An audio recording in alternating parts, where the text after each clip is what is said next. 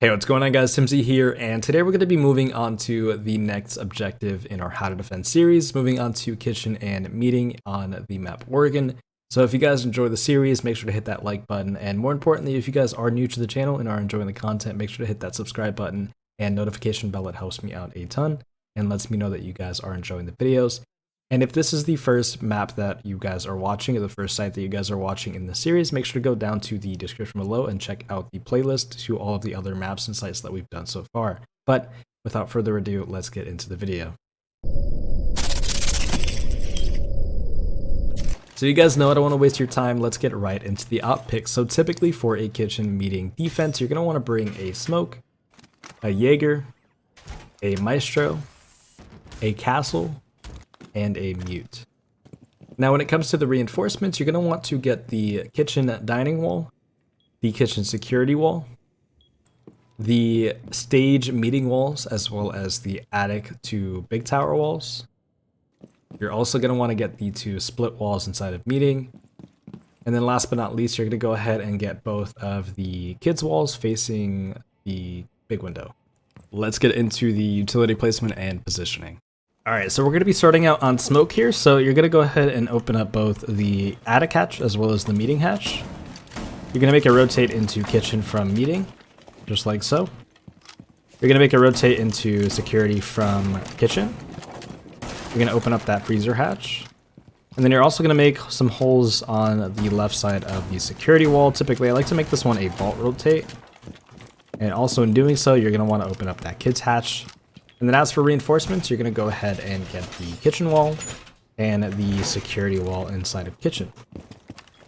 And for the most part, that is pretty much going to be your setup. You're also going to go ahead and place your shield, but before we do that, I like to make this wall a little bit more broken.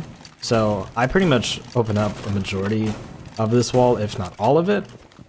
Make sure that you shoot all these little wood pieces down at the bottom. And I usually like to actually place my shield inside of this rotate hole, if you can kind of get it. If not, typically just placing it in front of the rotate hole. Pretty much you want to utilize the shield to try and throw your smokes from kitchen to the stage plan or the default plan. Typically I like to place the shield a little bit further back, but just like so that you can sit in kitchen, but you can also throw your smokes over without getting the top of your head shot off. But you can throw it to the default plant, which is typically going to be either right on this doorway, just kind of backwards planting on this doorway, which if that's the case, you just throw your smoke around there. And then if not, the other default plant spot is going to be right behind this metal table, which again, you could throw from this shield inside of kitchen. All right, moving on to Jaeger. We're going to start off by placing our ADSs right behind this sandbag. So we're going to place two here actually, and this will cover the Maestro that we'll place on this back wall here. Then once we do that, we're going to go ahead and put our barbed wire one in split. We're going to go ahead and get these two split walls while we're at it. And then our last ADS and barb are going to be in the green hallway and kitchen doors. So once we're done placing those, you're pretty much set as Jaeger. There's not anything else that you need to do. But we're actually going to place this barb right on the stage door, just like so. And then our ADS is going to go right on this kitchen door. You can either place it on the wall or place it on the floor. I like to place it on the floor just in case a team does a dining attack. If it is on the wall, just like there, they'll be able to shoot it from dining. So I like to kind of place it a little bit lower so this counter here blocks it. And this will cover the evil eye that we plan to place on the fridge there. But as the Jaeger, you're going to want to roam either top floor or bottom floor. Just kind of float around, see where you kind of need to rotate and stuff like that, just to help from above, or maybe you need to help the site, so you need to rotate back in the site. It really depends. Moving on to our Maestro, we're going to go ahead and get the stage walls right off the rip. And then we have both our evil eyes to place, which you guys should already know where we're going to place them from the last clip. But we're going to place it on the south wall of meeting behind these sandbags here, so that those two ADSs that we put from Jaeger are able to cover the evil eye. And with that, you can see the entire breach. You can see it wherever they decide to plant, wherever they decide to run into the site on the north side tower push. And then our second evil eye is going to go right on the fridge so that you can see all the way down the green hallway. And then you have that ADS to block anything that tries to destroy it. Our barb, on the other hand, you're going to place one on the kitchen door. And And then I also like to place one a little bit into the green hall so that, you know, the attackers can sit here if they want, you know, but if they decide to go into meeting or if they decide to push down green hall, they'll get hit by this barb and they'll be forced to break it. And then as for the positioning, you're pretty much going to be playing in sight. You're going to have a rotate hole here so you can go into kitchen, into meeting. You kind of float around based off what your smoke is doing. You guys want to make sure that you're kind of, you know, holding both of the objectives. So you kind of float around between one of the two sites, and then you're pretty much set to go. You're just going to be the anchor in the objective, and that's going to be it for Maestro. All right, moving on to our castle. This operator is going to have a lot of stuff to do, but we're going to start right away by getting the green double door. And as I showed you before on the smoke roll, you're going to have a rotate into security. You're going to want to castle the security door. And then our last castle is going to go on to split, and this is a pretty common one that a lot of people do, but we're going to place that there. And then as for our reinforcements, you're going to go upstairs into kids, and then you're going to reinforce both of the kids' walls, and you're going to run prox mines here because the whole goal of the strat is to hold upstairs. You want to hold attic as long as possible, which is why you're going to be reinforcing attic with the mute.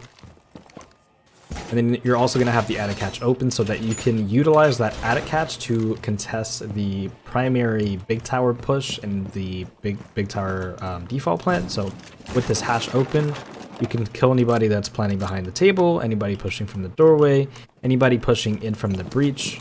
You can see people walking in from right side split. You can kind of cover almost everything you need to here. And then when it comes to your prox mines, it depends on what you want to hold, but typically I would say you probably want to put a prox mine on the attic drop here, just in case anybody on the attacking side pushes attic, decides to drop. You'll kind of have the audible sound cue. And then as for the other one, I would recommend either putting it inside of trophy or putting it on the white stairs, because you're going to be castled off in white hall, so the attackers may try to do some sly sneaky push up white.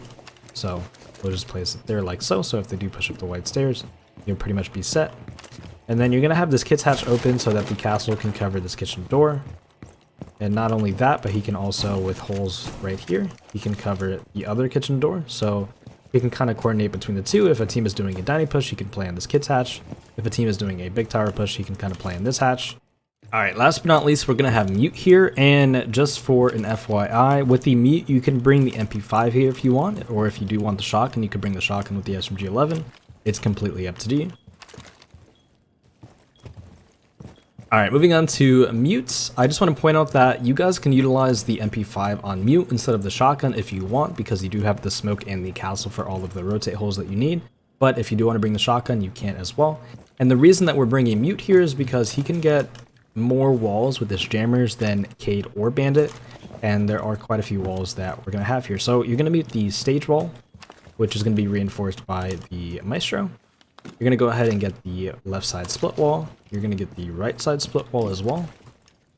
And I recommend tucking it into the left and right corner, in this case the left, and then in this case the right hand side, because if they are on a big tower and it's on the left hand side, they'll be able to shoot it just like that. But as for reinforcements, you're going to go upstairs into attic, and you're going to reinforce the two attic walls facing big tower, and that's where your last mute jammer is going to be placed. And then for the most part, you are pretty much set. That is all you really have to do here. It's nothing special to it. And then with your nitro, the reason that we open up the E-box hatch or the meeting hatch is you can actually nitro the person that's planning on the meeting stage from the basement. So a good thing is if you are alive late round and you still have a nitro up, will be to drop down to the basement and actually utilize that hatch being open. In this case, I won't really be able to open the hatch, but I can show you real quick what I'm talking about.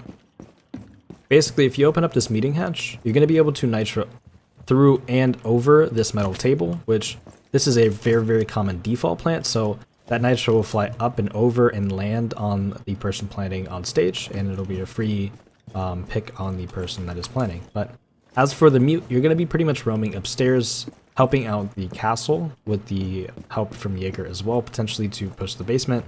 But you guys are just going to be playing up top as long as possible. Try not to die. If you do need to give up top control, it's not the end of the world. but you want, at the end of the day, to stay alive as long as possible, especially with the mute, because like I said, you want to utilize that nitro potentially late round to deny the plant. Anyways, guys, that's going to be all from me. Thank you so much for watching. I hope you all enjoyed. If you did so, don't forget to leave a like on the video. And if you guys are enjoying this series on the channel, make sure to hit that subscribe button and notification bell. It helps me out a ton. I will see you guys in the next video. Peace.